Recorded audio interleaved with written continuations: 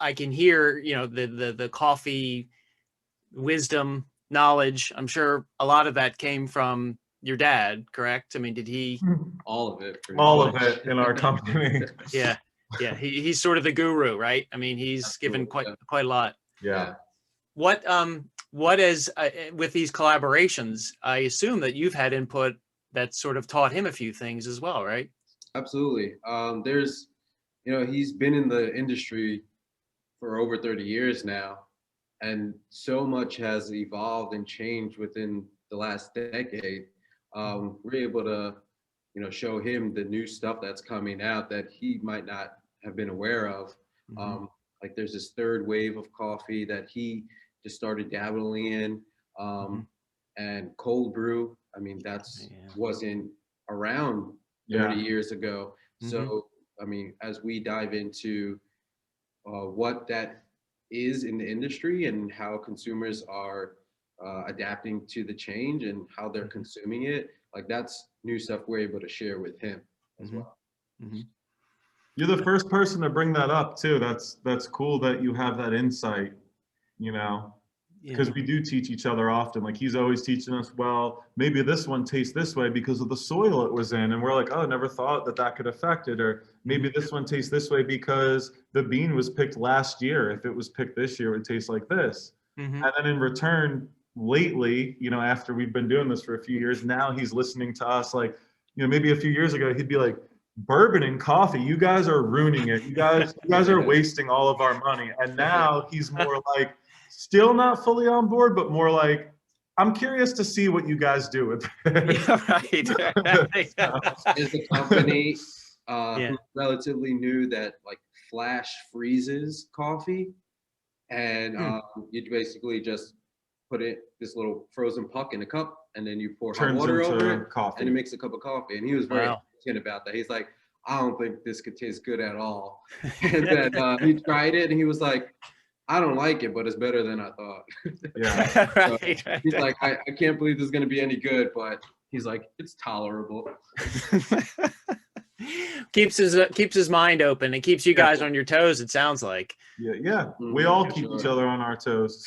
He's actually in New York today.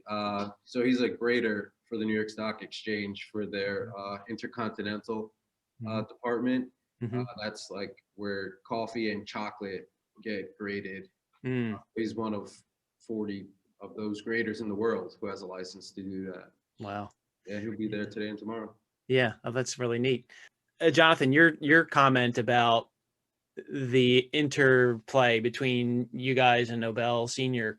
So I assume, being that a relatively small company still, that there's not really well defined roles for you guys. You sort of wear many hats, to use the cliche.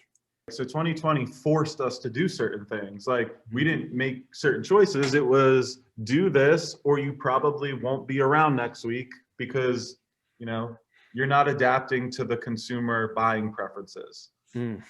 I think after a full year of that, we now fell into roles because it worked. So we're no longer like running around wondering what worked. We now know what's working. And I see more than ever, like, no longer, like, I don't handle maybe things I used to handle last year in terms of like calling a coffee importer and like breaking the initial conversation and saying, all right, maybe Obel Senior will reach out to you one of these days. It's like, no, like he's constantly bringing in samples from all over the world. He's sample roasting them for us without us asking him anymore, because it's just like, he knows based on this year, the more samples he puts in front of me and Obel Jr. that are good, we're gonna taste something that we say, hey, we can put this on a label and market it. It tastes like blueberries. It tastes like vanilla. Like, we can do something with this.